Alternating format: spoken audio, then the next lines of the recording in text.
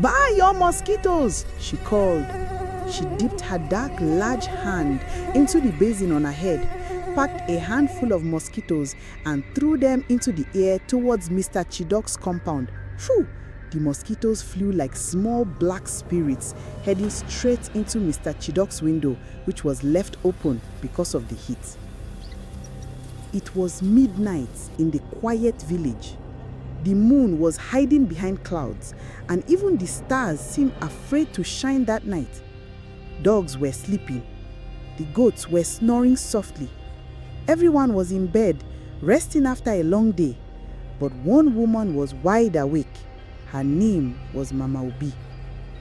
She was walking quietly along the narrow bush path, carrying a big blue basin on her head. But inside this basin was not cassava or oranges or bread. Inside this basin was something strange and wicked. It was full of live mosquitoes. Yes, live, hungry mosquitoes. As Mama Obi walked, her slippers made flap-flap sounds on the dusty ground. Her wrapper was tied tightly around her waist, and her head tie was loose, dancing in the breeze. Nobody had ever seen her with her basin of mosquitoes. She was muttering to herself, "Nobody will sleep in this village tonight. Not one soul. Let me see how they will sleep when Mama Obi is still breathing." She dipped her dark, large hand into the basin on her head, packed a handful of mosquitoes, and threw them into the air towards Mr. Chidok's compound. Phew! The mosquitoes flew like small black spirits, heading straight into Mr. Chidok's window, which was left open because of the heat. Inside the room, Mr. Chidok was snoring loudly. Suddenly, his eyes opened as he felt something bite his ear, then his leg, then his back. "Ah! Ah! What is this?" he shouted, jumping up from his bed. He scratched his ear, slapped his arm, scratched his back, and slapped his leg. But the more he slapped, the more mosquitoes kept biting him. His wife, Mrs. Chidok, also woke up, scratching her legs and neck. "What is this again tonight? These mosquitoes want to finish us!" she shouted. They switched on the torchlight and saw plenty of mosquitoes flying around like tiny helicopters. They sprayed insecticide instantly, but more mosquitoes kept flying in. Meanwhile, Mama Obi kept walking. She reached Mama Titi's house and did the same thing. Another handful of mosquitoes were thrown into the air, like she was sharing rice at a funeral. "Sleep if you can," she whispered with a wicked grin. All over the village, people were tossing and turning, scratching and slapping themselves. They would flash their torches and see clouds of mosquitoes dancing in the air. "Ewo! This is too much! God, save us!" Some children started crying, scratching their tiny legs and arms. "Mama, the mosquitoes are biting me!" And Mama Obi was happy. She continued her walk, visiting every compound, throwing mosquitoes into windows, kitchens, and even into animal pens. Mama Obi was not from this village originally. She came here 20 years ago with her daughter and a sack bag. Before she came, the village was peaceful at night. People would sit outside under the moonlight telling stories and singing songs. Children would run around catching fireflies. But after Mama Obi came, the mosquitoes started disturbing the village every night. People could no longer sleep in peace. Nobody knew why. Nobody suspected that it was the strange woman who never smiled, who sold vegetables at the market but never talked to anyone. People said she was not normal because children would run away when they saw her. Let me tell you how Mama Obi came to this village. A long time ago, in a faraway village, Mama Obi was part of a witch coven with 3 other women. They were called the Midnight Sisters. At night, they would gather in a dark hut and fly into the sky using their witch powers. They flew on broomsticks, plantain leaves, and sometimes even on old calabashes. They would steal from people's farms, cause people to fall sick, and do wicked assignments for other witches. But one fateful night, something went wrong. The 4 witches were flying back to their homes around 3 a.m. They were tired but happy after a successful wicked assignment. Suddenly, in the middle of the sky, their power stopped working. Just like that, their fuel finished. Mama Feke, what is happening? Hold on to me, Mama Bay. We are falling. And just like that, the 4 witches fell from the sky like unripe mangoes, landing hard on the ground in the middle of their village. Boom, boom, boom, boom. They sat on the ground, groaning in pain, unable to get up. Their powers were gone. By morning, farmers going to the bush saw them sitting there looking dirty and confused. Mama, what are you doing here? Our fuel finished in the sky, so we fell down. Fuel? Since when did witches start using petrol? A young boy shouted, laughing. Soon the whole village gathered, and the elders held a meeting. They were angry and disappointed. You witches have brought shame to our village. You are banned. Leave this village before sunset. The other 3 women packed their clothes, pots and food. But Mama Obi didn't pack clothes. She went into the witch coven hut and took the bag of mosquitoes the witches had been using for evil. My clothes can stay. These mosquitoes will continue my work. Mama Obi arrived in her new village with only her mosquito bag and her 1-year-old daughter, Obi. The villagers thought she was just a poor, quiet woman. They let her stay in a small mud house near the market. At first, everything was normal. But after a few weeks, mosquitoes started disturbing the village at night. No matter how many people killed, more came. People began complaining. These mosquitoes are too much. Even the goats are scratching themselves. What is happening in this village?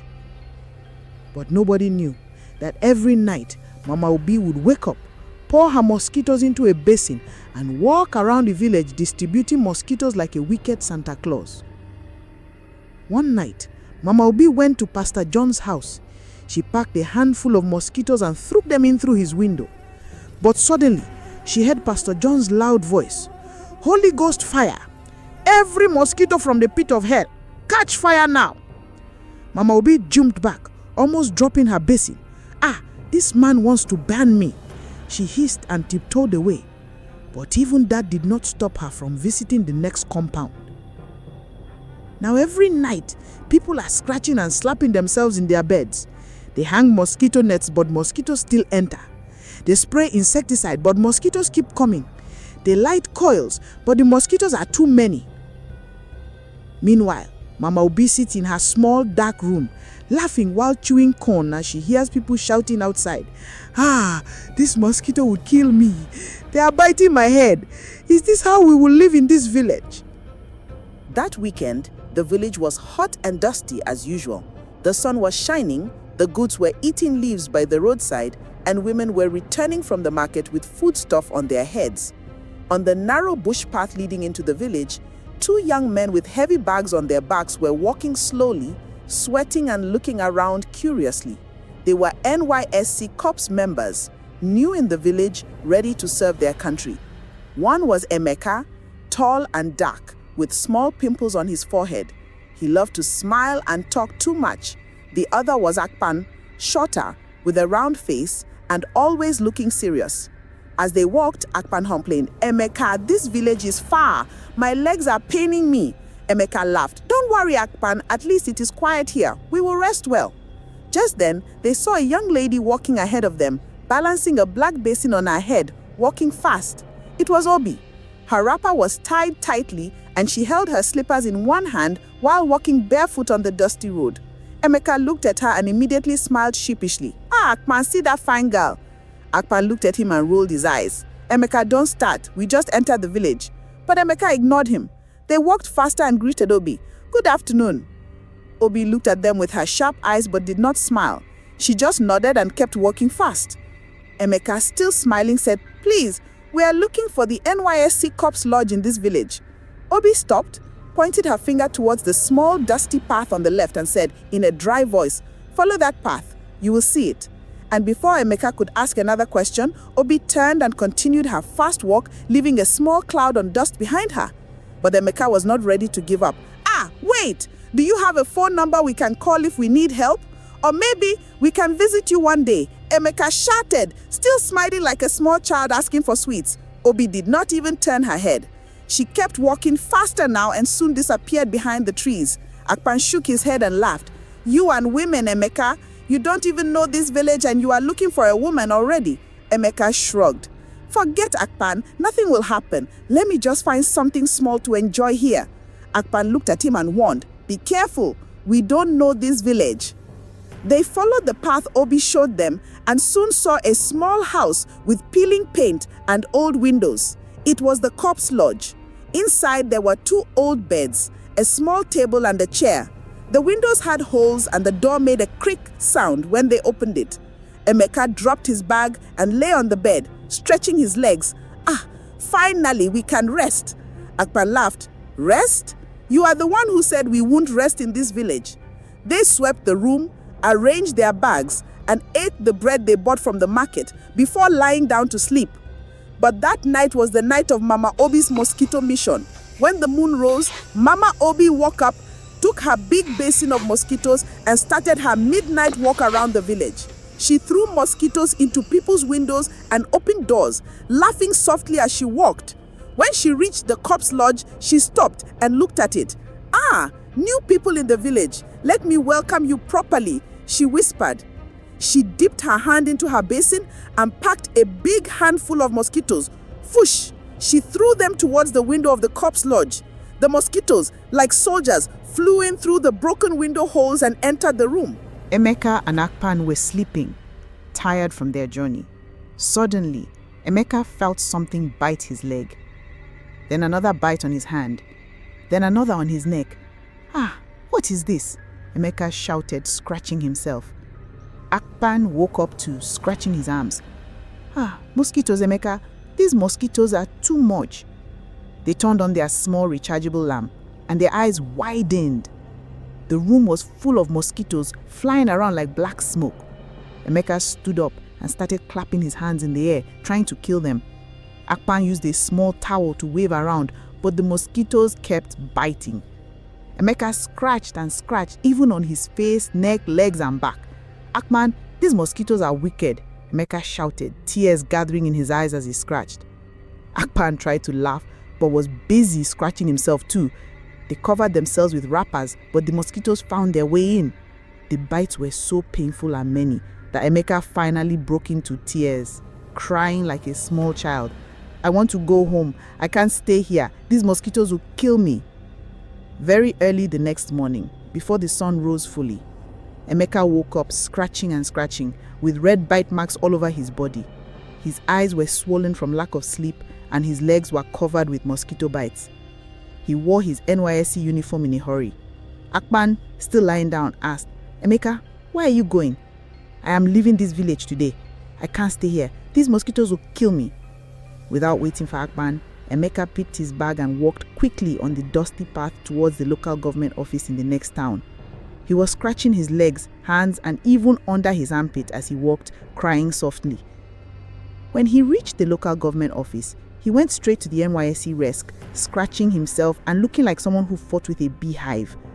Please, I want to submit a letter of transfer. I want to leave this village now." The NYSC officer looked at him surprised. "Young man, what happened to you? Why are you scratching like this?" Emeka, almost crying, shouted, "The mosquitoes in that village are the size of roosters. There are too many. They will kill me if I stay there. Please, I can't stay there again." The officer tried not to laugh. "Calm down. You need to be patient. The transfer process will take a while."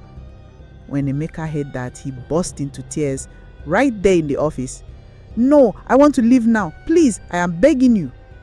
The officer shook his head and handed him tissue paper to clean his tears. Emeka, still scratching himself, began to walk back on the dusty path to the village, his NYSC uniform covered in sweat and dust. His shoes were making crack sounds as he dragged them. Children who saw him on the road laughed, pointing at him. "Uncle Corper, sorry you." But Emeka could not even greet them. He was scratching his leg and back, muttering to himself, "I will not sleep in that room tonight. I will not sleep there again. These mosquitoes will not see me there again." Just as he turned the corner near the old mango tree, he saw someone walking towards him. It was the beautiful lady the other day. She was wearing a simple blue gown with her natural hair tied up in a puff. It was Obi, Mama Obi's only daughter. Immediately, Emeka forgot about the itching. He wiped his sweaty haze quickly with the back of his hand, stood straight, and put on a fake smile. His heart was beating fast. "Ah, see beauty," he said softly to himself. He quickly checked if his shirt was tucked in properly and tried to hide the way he was scratching his hand. Since Obi was small, Mama Obi never allowed her to play with other children. She never allowed Obi to visit anyone, and the villagers too avoided Obi and her mother because of fear. People would see Obi passing and whisper, "That's Mama Obi's daughter, don't go near her." So Obi grew up alone with no friends. She would often stand by the window at night looking at the moon, wishing for a friend. As Obi walked towards Emeka, she kept her head down, trying to pass quickly. But Emeka was not ready to let her go. "Good morning," Emeka greeted with a wide smile. Obi ignored him, her eyes looking at the ground, but Emeka moved closer and gently pulled her arm. Obi jumped back, shocked. No one had ever touched her like that before, and no one ever spoke to her. Her eyes widened as she looked at Emeka. "Please, what is your name?" Emeka asked, still smiling. Obi opened her mouth, but no words came out. Then softly she said, "Obi?" And that was how they became friends. When